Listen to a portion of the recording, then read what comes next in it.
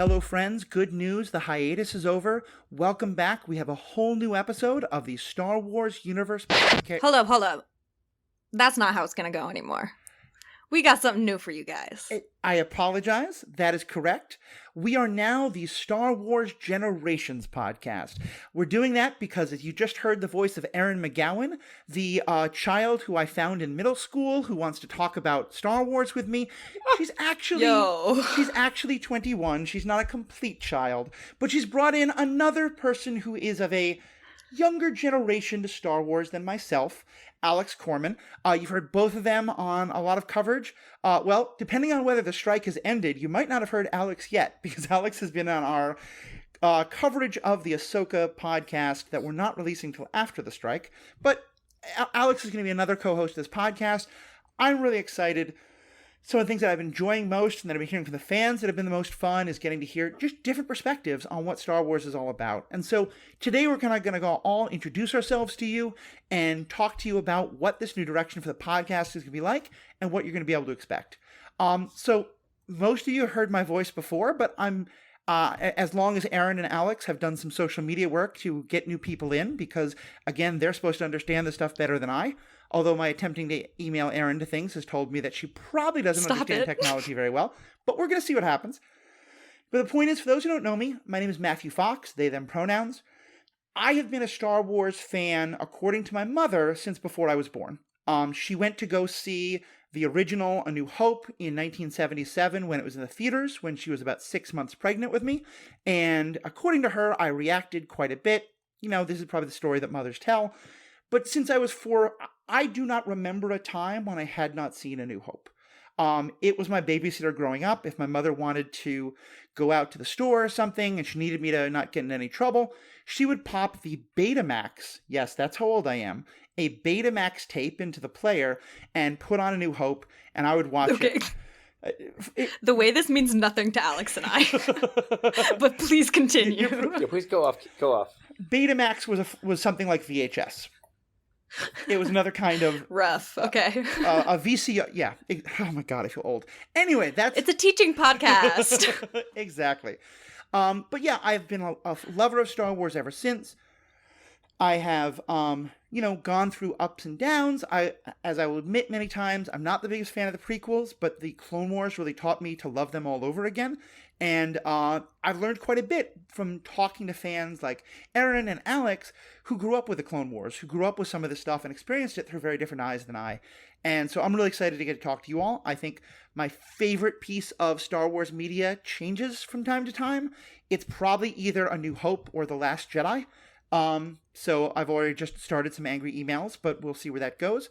And let me turn it over to you two. Erin, starting with you. Give us your introduction. Hey y'all, my name's Erin McGowan. Like Matthew said, I'm a young child. No, I'm 21. I work in healthcare and have an unhealthy love of Star Wars. Recently, my best friend, I asked her, what's my beige flag? Way too fast, she hit me with, you cosplay. And you love Star Wars, like, way too much.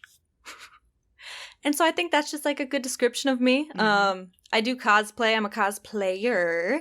I like to be active on TikTok and Instagram, so hopefully I can get some people over there to listen in here, and vice versa. But, yeah, I would say some of my earliest Star Wars memories are also with the originals, actually. Because we had a VHS. Look at me sounding like Matthew.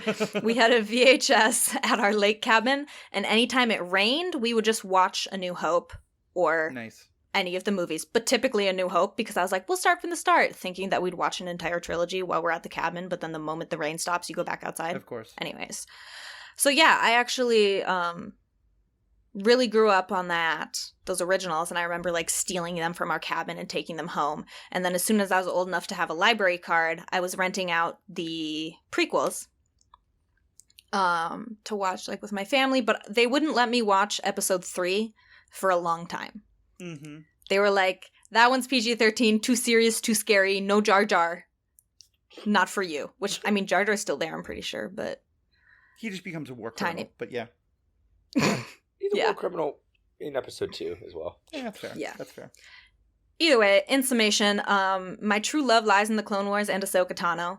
That is what means probably the most to me as a person, because I really grew up with her character. The Clone Wars movie came out when I was, I want to say, like 8, 9. And so I felt like I really grew up with her character. And yeah, I will have lots of fun perspectives about how hot the clones are. Important. Aaron, I believe that the movie came out in 2008, so you might have been younger than that. 2008? Oh, 6. Yeah. I was a baby. You brought to my attention, Aaron, the questions about Hunter and just how much of his body is tattooed that I did not know were in fandom, but apparently were in a lot of fandom. I hope it's all of it. Alex, go ahead. Yeah, hey everyone. My name is Alex Kormann, and I also Star Wars fan from as early as I can possibly remember. I should first note I work as a photojournalist for the Star Tribune in Minneapolis in my daily life. I actually met Erin through I was sent to photograph a lightsaber training class, which Erin so greatly excelled at. Yeah. And we got talking about Star Wars, and then she introduced me to Matthew, and that's kind of how this all came together. But I'll take you back to my younger years. I'm 26, so a little older than Aaron, but not by very much. And borderline millennial. But yeah, I was told that I'm not really a millennial or Gen Z, but I get a free ticket to a Black Eyed Peas concert. I don't know. But my first memory of Star Wars is my father. I remember so vividly. I was probably like 3 or 4 years old, and I wanted to watch one of the prequels. And my father looked at me and he said, "Absolutely no son of mine is watching a prequel before you watch all the originals." Yes! So he sat me down with our VHS player in our normal home, and we went through episode 4, episode 5, episode 6, and I was immediately just hooked and enthralled, and I also was not allowed to watch episode 3 until, episode 3 came out when I was 9, and so I wasn't allowed to watch it, at least for my mother told me till I was 13, and then I was surprised that Christmas when a copy of the DVD of Revenge of the Sith was under the tree. And when I say I lost my mind, I lost my mind. And I shut myself in the basement. Mother was not happy about this, but I shut myself in the basement and watched the whole movie on Christmas Day, shutting my family until I finished it. And I came out a changed man. Biting my lip. Go ahead. Oh, wait till you bite this lip here. My favorite piece of Star Wars media is Revenge of the Sith. Oh, yes, it is. As well as also growing up, the Clone Wars is probably my next favorite. But I also have a very big love at the stuff coming out right now in the post-Imperial period. Very true. I really am enjoying the stories. Mandalorian, Ahsoka, Andor. Not Andor. I'm so sorry. Yeah, Please what cut was out. that? Just say that. No, we're not cutting anything out. Yeah, that's my one strike, Aaron. Alex and I have a competition of who says the most wrong things about Star Wars. It's all fun and games. It's all jokes, but we just call each other out hardcore. Yeah. But point is, Revenge of the Sith for me was, it was a culmination of the prequels, which are like the movies that were coming out when I was that age, and was like all the marketing, all of the everything was surrounding, the prequels in that era. And so while I absolutely love Alec Guinness with all of my heart, Ewan McGregor is my Obi-Wan Kenobi. Yeah. And, and it's just, that's what I grew up with and that's what I love. And I'm really happy to see all the love for Hayden Christensen and Ewan in the recent years. And yeah, I'm really excited to just be able to dive in with these two, getting perspectives of, Matthew, who grew up around the original trilogy, and Aaron and I both growing up around, the newer stuff. I think it's going to be really exciting, exciting journey to take here. Well, and I love the way you explain that, because what you said about how, Ewan is your Obi-Wan, and both of you, the way you talked about growing up, I think exemplifies one of the key things I think that makes this discussion so interesting, because I think sometimes the comment of, everyone loves Star Wars when they're a kid, but no one ever grows up, and so therefore, you're only okay with having, I think there's an awful lot of toxicity in fandom, but I think that comment can sometimes be overplayed. But I do think there's an extent to which, we imprint on things when we're young, and that shapes a lot of how we go forward. One thing I've always been struck by is that I never believed that Hayden Christensen was the person who would grow up and to be Darth Vader.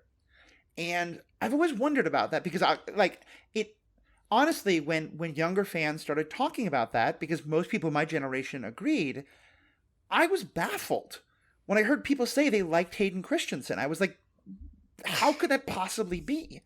And I think one of the things I learned a lot from, and you can hear, especially like on our coverage of The Bad Batch, but some other stuff with me and Erin going through a lot of this, how different that perspective is. And that part of it is that, that if you, like for me, I was seeing Hayden as an adult. And I had spent, all of my life, having all of the kind of thoughts about, okay, who's Hayden what's Anakin going to be like, et cetera, et cetera. And Hayden just never connected for me. And in part because I do think actually looking back on it now, it's much more about the writing and the direction than the acting. The point of all this being, though, that that character never felt like the person who becomes Darth Vader to me. In a way that Matt Latner, who we just got to see at Twin Cities Con, very much did. We just got to see Matt Latner and Ashley Eccleston. Fantastic, both of them. And you two have a lot more to say about them that we're going to say in one of our next episodes. But the point being, but hearing about people who grew up with it, and I think part of that's because I grew up with James Earl Jones. And I know both of you did as well, but I also think you got introduced to Hayden at a much younger age. I think that conversation can easily lead to like, I'm right and you're wrong, or you're right and I'm wrong. And I think that to me, one of the big points of this podcast is going to be, not that we're just going to have this argument all the time, because there's so much more to talk about, but like, we're both right. We're going to connect to different parts of Star Wars. We're going to connect to different actors, to different writers. Because on some level, at this point, it's all just like, so many different voices are speaking in Star Wars that we're all going to have different ways to connect to it. And I'm just really excited to hear that because, I always feel like I learn so much when it's hearing from people who experience Star Wars in a very different way than I did. Yeah, and I think that a big part of this podcast for me and my hopes for it is, in this space, like Erin said, you'll hear us poke fun at each other and, that's all in fun and games, but we want to create a space where like all of our kind of opinions and feelings towards, the universe are valid, because there are some people that really hate the sequels, other people that really love the sequels, and there's no right or wrong feeling towards it. It's just your opinion. But like the one thing we're never going to do here is like, if you write in and you talk about, something you love, we're never going to put down any feelings towards the universe. If you love something, share it with us. Let us know, because we want to like explore that and talk about it more. And we don't think there's any like, wrong way to watch or love Star Wars, as long as you watch it in chronological order the first time. I'm kidding. Oh, seriousness, Matthew was joking, biting their lip as we're talking, as I'm talking about Revenge of the Sith, and, if it's my favorite, their favorite's going to be, the original. Aaron's loved the prequels and the Clone Wars too, and if we had a person who is 11, 10 years old who hopped on this podcast right now, they'd probably say one of their favorite Jedi is Rey, and, that's their generation, is the sequels, and all of it, I think, is beautiful and inspires a generation of people. And that's the coolest part about Star Wars for me, is it's such a generational story where you can connect people spanning over 50 years almost, all through this one story and these characters that have endured for so long. Yeah. Yeah, because that's the thing. It's like nobody, at least there's Darth Vader. Nobody hates Darth Vader. Like if you hate him for like ethics and morals, then you have something to say about him, so you already love Star Wars. But even like casual fans are like, Darth Vader's sick. Yeah. So I feel like Anakin is meant to bring balance to the fans. Okay. Well, and I think it's so true. And I wanted to go a little deeper though, and Alex, I hear what you say, but I want to let me add a caveat to that, which I think we would agree with, which is that I don't think there's any wrong way to love Star Wars. Yeah. I do think there's an awful lot of wrong ways to hate parts of Star Wars and to express how you hate parts of Star Wars. Yes. And that to me is the like, there are I don't know if I will ever understand why someone loves Revenge of the Sith, and some people, and certainly there's a lot of folks, my best friend Paul, who has been a co-host for an awful lot of episodes, including a lot of the ones that Erin was on and that Erin listened to. He has no they have no understanding of why I love The Last Jedi, you know? But none of us are ever going to say, oh, you're a bad Star Wars fan for not liking it, you know? And, like, Rey is probably my favorite Jedi. She's not everybody's, and that's fine. But if you come at it from, like, oh, because she's a girl, or, like, you know, there's some degree of sexism there, or racism with Finn, like, that's not the kind of stuff we're here for, you know? Yep. I think there was a very conscious decision of saying a lot of Star Wars fandom is very toxic. And I think in the last couple of years, that's gotten significantly better, in part because a number of great creators have been saying, like, no, we're creating a safe space where all that is welcome. And all the toxicity is not. And that, I think, is also going to be a very big part of this podcast in terms of, like, yeah, if you read characters in certain ways, that's awesome. If you love certain characters, don't love other characters, that's great. Just the toxicity. Like, you can disagree with people without saying that they're not as good a fan of you or any of that nonsense. Yeah. And I'm really excited about the diversity that we have between the three of us. Because, like, obviously we have a lot of similarities. We all love Star Wars. But, you know, having the perspective of, like, a woman, I read a lot of things differently than either of you two would. Or, like, you, Matthew, being non-binary, you read things that I don't pick up on. Like when we were covering Resistance, which we'll probably go over it again at some point. But Matthew and I were talking about there's these certain characters that seem to be like in a homosexual relationship. Yes? Yeah. Is that the right way to say that? Yeah, queer and relationship. Like they seem maybe like wherever with gender, and I never picked up, never noticed, but that really stood out to Matthew, and it's something that they appreciated. And like I know there's things that like Alex you'll connect with that I didn't really see and get as a little girl that you saw when you were.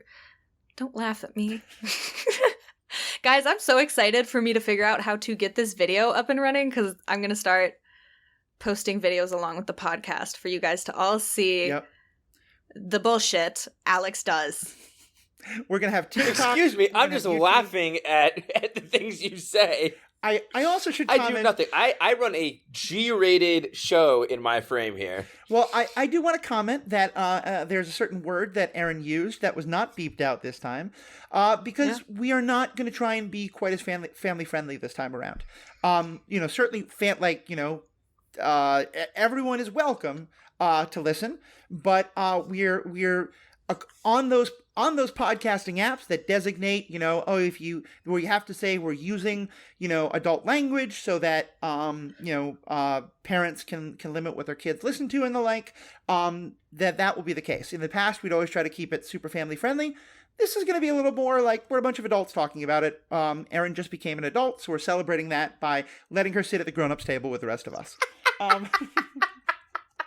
Rough. I had something really clever to say, and I forgot. No. The power of comedy. What else are you all hoping for from this podcast? I mean, honestly, I'm hoping to gain new perspectives. You know, I think that, you know, even just talking on the few episodes of Ahsoka I did with y'all, like, there were things that I picked up on that I know y'all didn't pick up on, but I also, like, learned things that y'all picked up on that I just missed completely. And I think that, like, it's really cool because it just further I think it's really cool because it deepens my understanding of Star Wars. And, like, I am a frequent rewatcher of the movies, the shows. You know, I go back and rewatch them all the time, but I think it's extra special when I get to go back and rewatch it with, like, a new mindset or a new, like, you know, a new lens, and or a new information that I might not have had before. And I'm like, whoa, you know, Erin brought up this really good point, and now I'm watching it with that in mind, and it kind of might change the experience for me a little bit. I also just hope to, like, you know, connect with, you know, more fans out there and get to hear more people who love Hayden Christensen with all their heart. Yeah, that's another thing. I'll get on to what I'm excited about in a little bit here, but fans, you guys, well, not fans, please be our friends. I don't have many of them. Do not feel afraid to reach out to us. This is really cute, actually. A year ago today, Matthew followed me on TikTok under nice.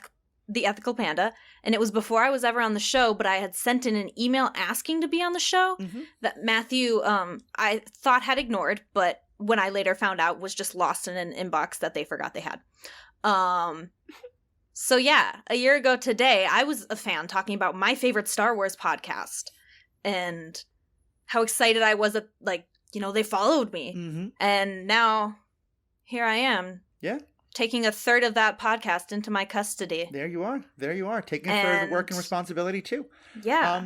Like, you guys may think we don't see stuff and we won't respond, but, like, please do send emails. Yeah. Please do. Just, like, I'll drop my Insta and TikTok later, but, like, DM me. As long as you're respectful. Like, if you have topics you want us to talk about, or, like, just questions, or just anything to say, let us know. We even, real quick, if I can keep talking. Please do.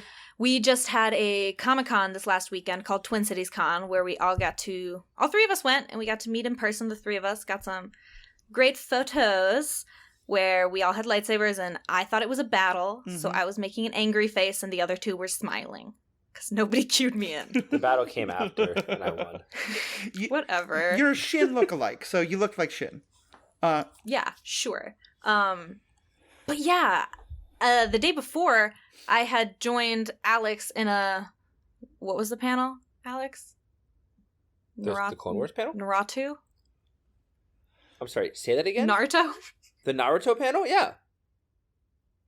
What's wrong with that? I love Naruto. What's wrong with Naruto? No, nothing's wrong. I just didn't know how to say it. That's why. Oh, Naruto, yeah. Yeah, thank you. That's all. Yeah, we were in Naruto. that panel. I'm sorry. And I, like, went to step out before the panel started because we were in the second row and my mom had just showed up and I didn't want to walk out as a tall, orange-painted woman.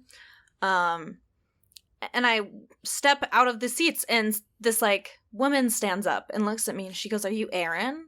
And I was like, I'm in trouble.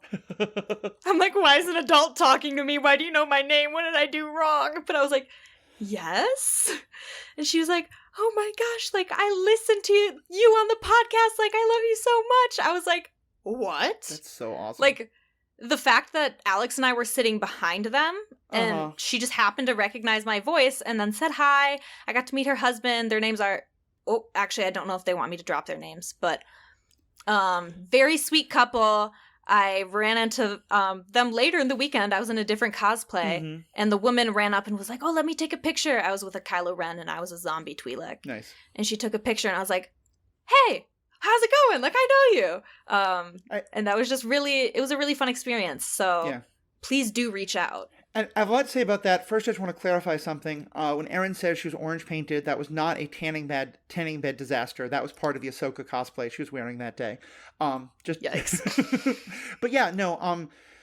I always try to do our best with staying on top of fan mail, and sometimes I had a couple different emails for a while. Things were changing, things were moving. I was not always the best about it, for which I deeply apologize.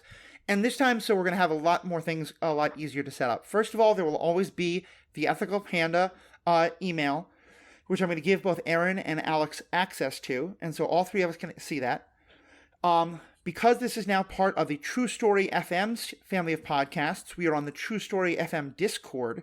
And I'm going to have to twist a few arms to get Erin and Alex more onto Discord. But it is that is going to be our primary way of trying to interact with fans. I'm fine on Discord. Awesome. That's going to be our primary way of interacting with fans.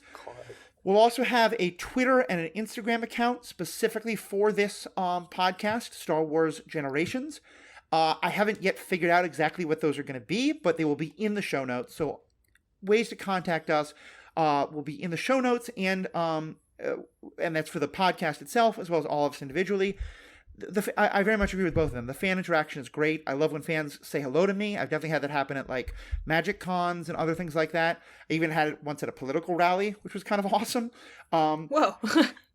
Yeah, during the George Floyd stuff, someone like heard me chanting and was like, I recognize your voice. I was like, yeah, that's who I am. Oh, that's funny. That was awesome.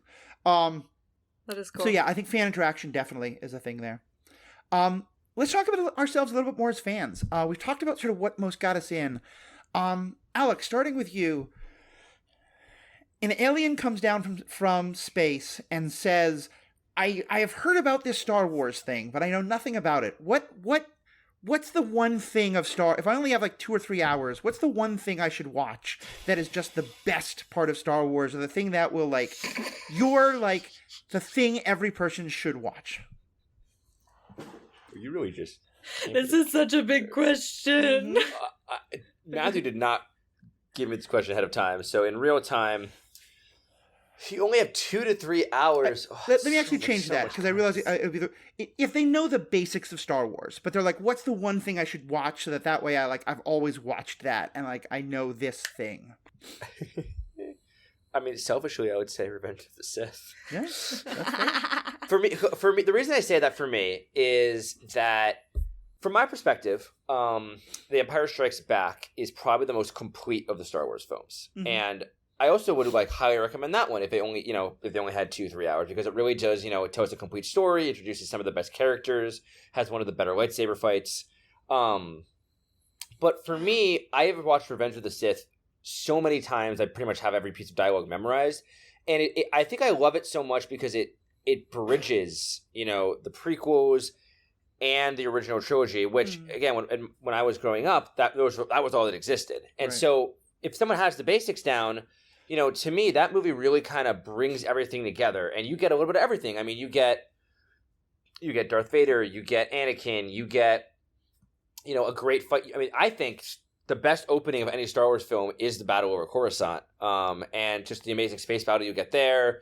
And my favorite lightsaber duel is 100% Anakin versus Obi-Wan on Mustafar. Oh, yeah. I mean, just the emotion behind that brings me to tears every time. And I think that the acting in that is the best out of the prequels. I think that the emotion is so heavy, and no matter how much it hurts, Order 66 kind of hurts in the best way possible. It's good. So if they only had 2-3 hours, I'd probably say Revenge of the Sith. But if they said to me that they didn't want to watch a prequel, then I would recommend The Empire Strikes Back for sure. Fair. Very diplomatic of you. Erin, what about yourself? My gut instinct was The Empire Strikes Back, because, like you're saying, it's one of the most complete feeling movies, and also it's to me, to understand Star Wars, you need to, I mean, I said this at the top, you need to know and understand who Darth Vader is. If I want to tell you, Anakin Skywalker is the through line, Darth Vader is the through line to 90% of the media out there. It just is the Skywalker saga, And so, I just think, yeah, The Empire Strikes Back is a good way to understand, because I would want them to watch Revenge of the Sith, because it's this is how he becomes. This is how it goes. Yeah. But at the same time, that's the end of a trilogy that you're throwing somebody into. I feel like that would be a little hard to catch on and follow. But it's also the beginning of the next one. Well, I know. That's the problem. I hear that. So I'll admit, what about you? This is not a question I thought. I just came up with it in the moment and then kind of realized some of the problems with it. And that's why I edited it some. So I haven't thought about it either. And I'm warring in my head between a couple things. I definitely like Empire Strikes Back as an answer. I might do Return of the Jedi instead, because that has what is, I think, my favorite space battle. But it also has, to me, the heart and soul of the story, which is the idea of hope and redemption, and the whole nature of what the dark side is, and that, hate and anger, even for the best of reasons, can turn us towards darkness, but that we can be brought back. And I see a couple hands up. What was the question? Yeah, well, I was holding my hand up, and then Alex disrespectfully gave me a high five to dismiss me. It was with full respect. What was the question? No, I'm just wondering, oh my god, it's gone. Do I need to just restart this whole thing? Yeah, what's your favorite space battle? That's all I'm trying to ask. Oh, okay. Death Star 2, right? I think probably the one at the start, well, because you were just saying that it's in The Last Jedi. Are you talking about the Death Star 2 battle or a different one? No, Return of the Jedi is the movie I'm talking about. Did I say The Last Jedi? Yeah, the battle around Death Star 2? Is that what you're discussing? Yeah, and the more I think about it... I'm on the same page again. Okay, the more I think about it, I think there's 3 space battles that are, for me, are just the absolute pinnacle. And it's Return of the Jedi, it's the trench run in A New Hope, and it's the battle over Scarif in Rogue One. But continuing, Return of the Jedi was the one I was thinking of. I think, though, for me, the real thing is the last 4 episodes of the Clone Wars, because it hits the Order 66 stuff so powerfully. Again, Order 66 never really hit me that hard in Revenge of the Sith. I know it really did others. It just didn't tug on my heartstrings. It absolutely did here. And the relationship between Ahsoka and Anakin, for me, really made me understand Anakin in a way I never did through other stuff. And I feel like Maybe actually it would be like watch that and then watch the last half hour of Return of the Jedi, because to me that's Anakin's fall and his redemption, or at least the start of his redemption. That's a good answer. I cry every time I watch Order 66 in episode 3. That's fair. I cry every time. I cry always. I was just about to start crying as you're talking about the last 4 episodes. Like when you said that's when Order 66 really hit you, that's when it decimated me. Yeah. Disney has a fun little trick it likes to just keep reusing of reintroducing Order 66 from every possible perspective and just tearing my heart open over and over again. It's horrible. Yeah. Like watching Caleb have to watch his Bad Batch. Oh, it's not okay. That was not okay to do. It was so good though. I was not okay with that. It was so good. I was not okay with that at all. Here's the thing that we may need to discuss as another point. Like, is there an inherent masochism in being a Star Wars fan? Like, I think there's in a lot of fandom, but it seems like a lot of the best praise of things I see about Star Wars is when someone will be like, "Oh my God, I hate Dave Filoni. It just hit me in the heart so hard. I have to go watch it 3 more times." We love to be emotionally tortured, as far as I can tell. Mm-hmm. I love to be sad as I consume this media. I think that like there's a level of masochism, sure, but I think it's more rooted that we get so. Okay, it's a testament to the writing of these characters because you get so attached to them. You feel such an affinity. And like everyone has like a character they feel affinity to.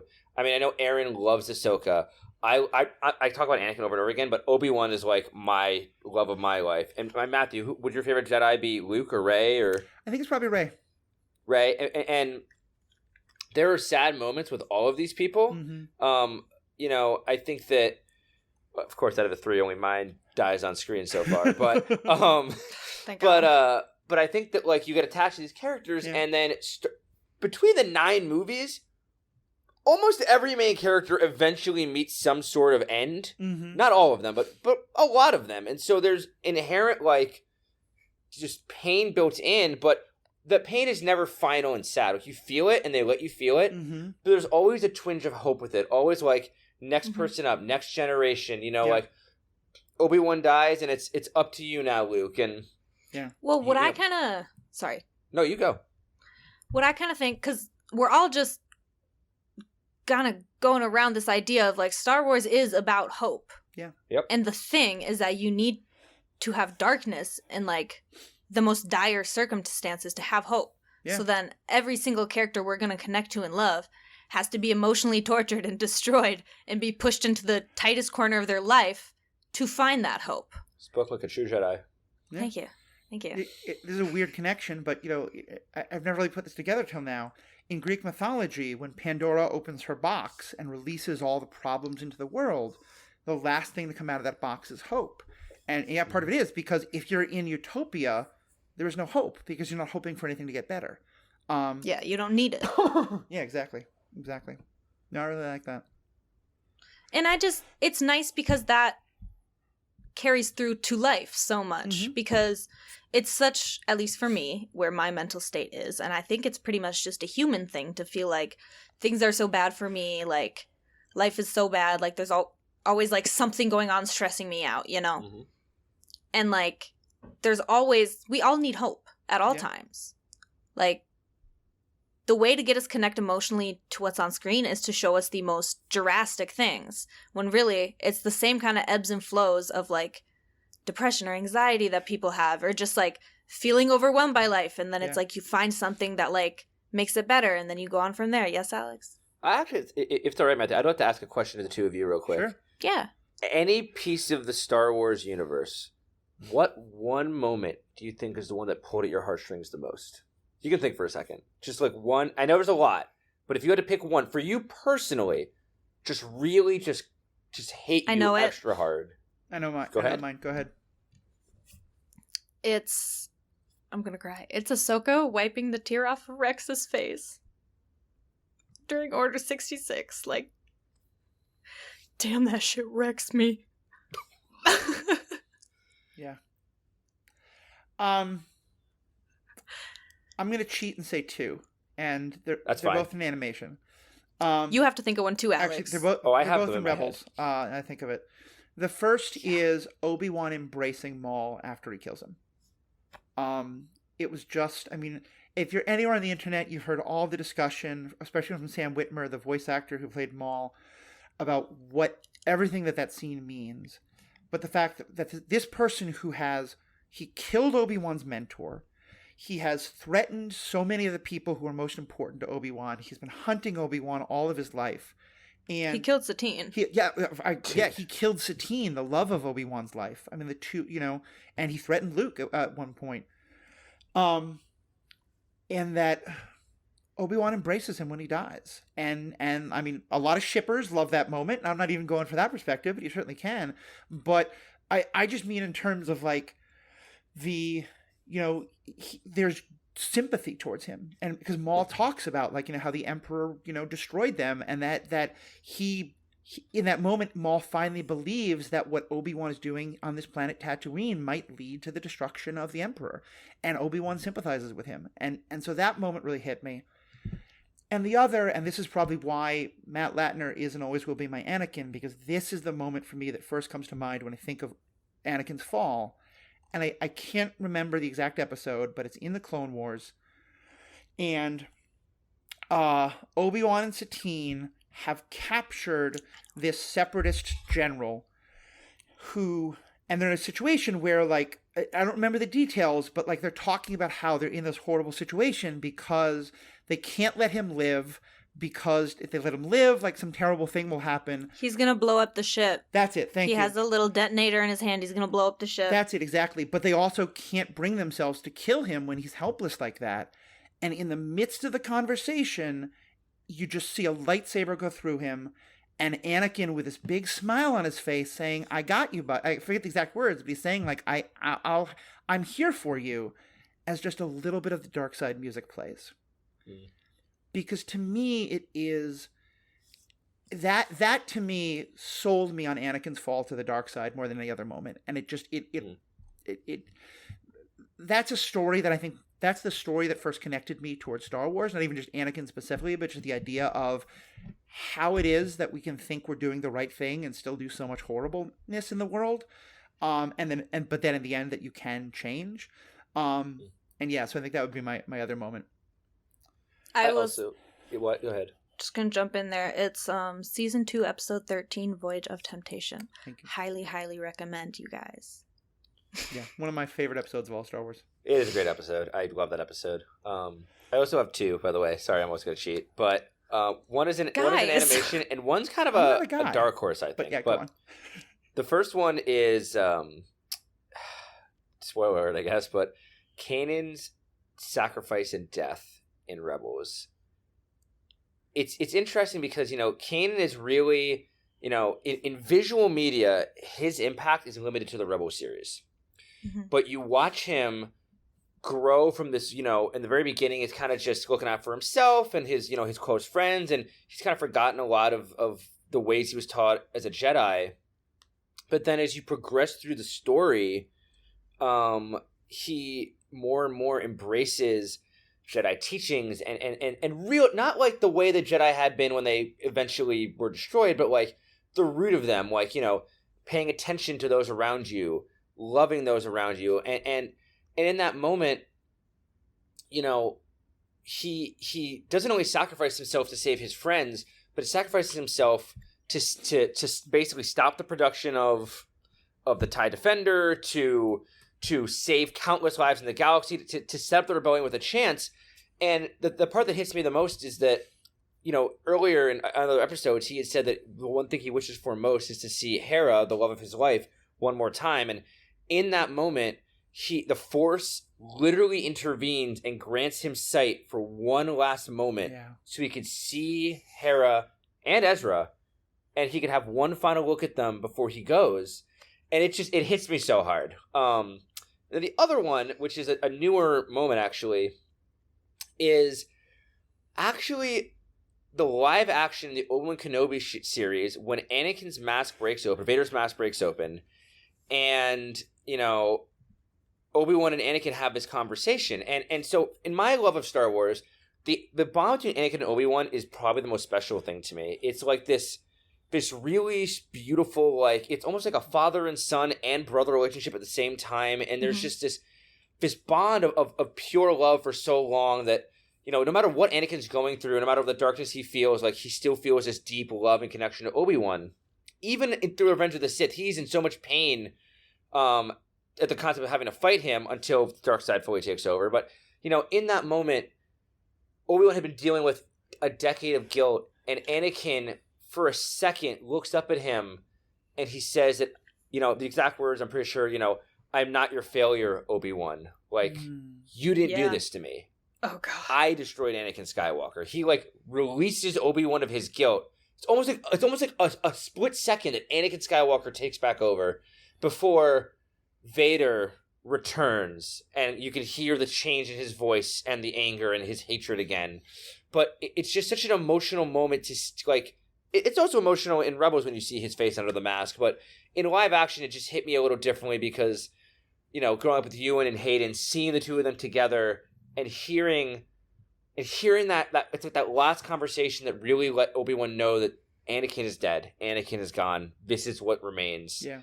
And it just destroys me so much every time. Yeah. Yeah, that one's rough. Y'all are making me emotional on a Wednesday night. We're having some pauses here because I'm blinking away a lot of things, a lot of onions being cut during this conversation. God damn. You know, and it's funny because as we say that, then so many more moments come to me. Andor, you know, with One Way Out, and also the moment where you know, he tells him how many guards are on the floor. Like I can't even remember the exact. I know there's a very specific line that the Andy Serkis's character, Andy Serkis, his name I can't remember, says to Andor as they're getting it. But it's just all of that, as well as there's also just so many moments in the books. And it's one thing I'll kind of say in general about the podcast as well, is that we're going to be pretty broad in what we talk about. And I want to say a note about that as well, that we are going to respect the strike as long as it's going on. I know there's been some tentative agreements passed back, and there's no agreement, but there's been some offers passed back and forth. I hope that by the time this is released in early December, the strike is over.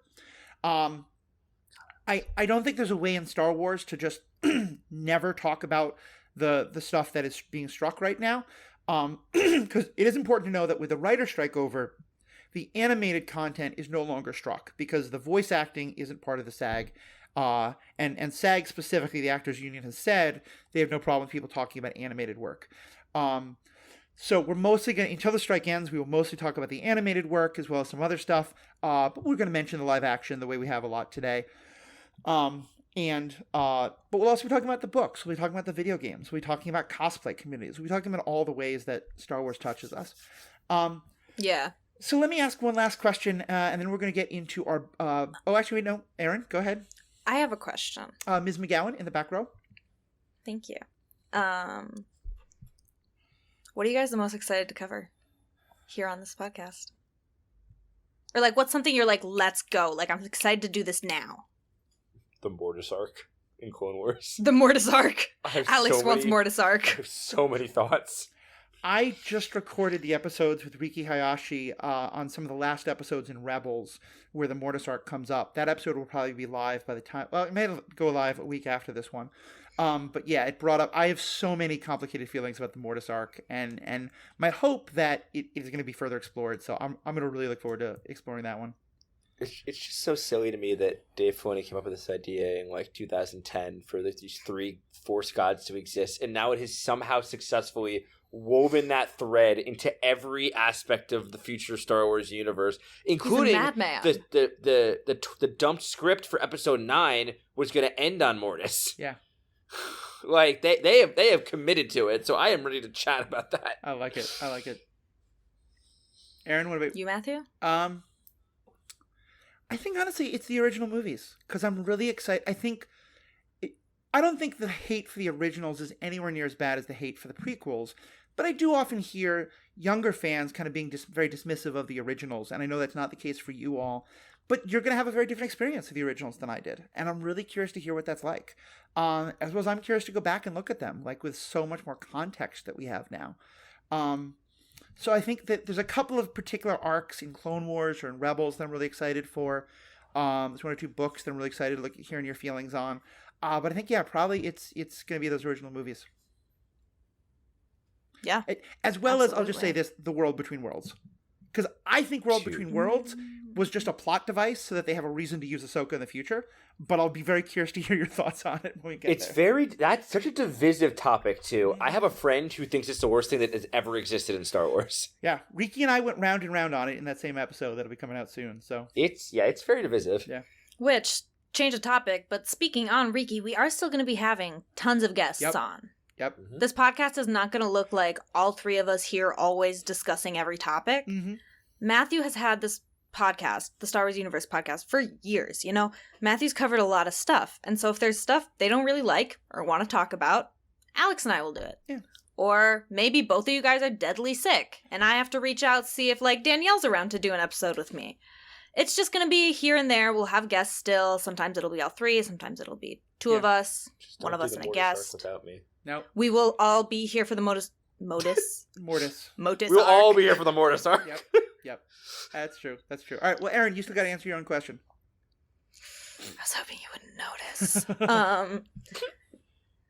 I don't. It's all the Clone Wars. Like Alex, I cannot wait to every single episode chronologically with you. Dude, wait till we get to the Umbra arc. I got thoughts. Yeah. Yeah, maybe that's one. Maybe that's what I'm excited to cover. I have some theories on Pong Krell. How I think... Oh, I have thoughts on Pong Krell. You'll hear me talk about why I think the last episode of that arc ruins the arc. But we'll get to it. There's a lot to say. So there's so much more to discuss, but that means there's so much more for us to do podcasts on. We're going to start wrapping up here. We are going to continue to do member episodes, which, by the way, as always, if you're excited about this podcast, you're excited about this project, best way to support us is becoming a member. For $5 a month, you get access to ad-free versions of both this and the Superhero Ethics podcast, although you can just listen to this one or just listen to that one, as you choose. You also get bonus content. Every episode, we're going to be recording bonus content, and it's also just a great way to help us keep the lights on and help support all the things we're doing. Becoming a member is just a great thing to do. If you can do it, it's a huge help. And what we're going to be doing here on the Star Wars podcast, we'll throw in some other topics as well, but mostly we're going to be going through the book of short stories from a certain point of view. And so each episode, we're going to talk about a specific one of those. And so today we'll be talking about Ramus, the first one in the first of the From a Certain Point of View books. So I hope you can stick around for that. But if not, Erin and Alex, if people want to find you, where can they go? You can find me on Instagram at Alex Kormann 12. That's Kormann. That's probably that's the social media I use the most, so that's probably the best way to find me. You can find incredible photographs, including often of Erin's cosplay, but Erin's cosplay you can find more directly. Yes, so I'm at Lady Tano Creates, LadyTano Creates. I chose that name specifically because it's the way Maul refers to her during the 7th season, and I love it because it's like very polite, as in like Lady, Miss, but it's also incredibly disrespectful because he used to call her Padawan Tano. Mm-hmm. Lady Tano. And that's just a niche thing in Star Wars I love, so I made that part of my username. I'm so glad I took the time to tell you guys that. But I'm on TikTok and Instagram posting lots of things, whether it's just photos of my cosplays on Instagram. I do sometimes little updates of what I'm working on. I do make most of my cosplays, so TikTok is a lot of kind of progress updates on my crafting work. How long the Legu is going to be? How long will the Leku be today? What is she going to do? Nobody knows. Nobody knows. And of course, me you can find under the Ethical Panda. I'm continuing to be that. You can reach us at you can reach me at Matthew@theethicalpanda.com, but I'll also be creating some new emails that all of us can read. There's and of course, please check out this podcast. Check out my Superhero Ethics podcast. Check out all the great things that we have links for. Please become a member. And for everybody else, we have spoken. Stay classy, Tatooine. Bye, y'all.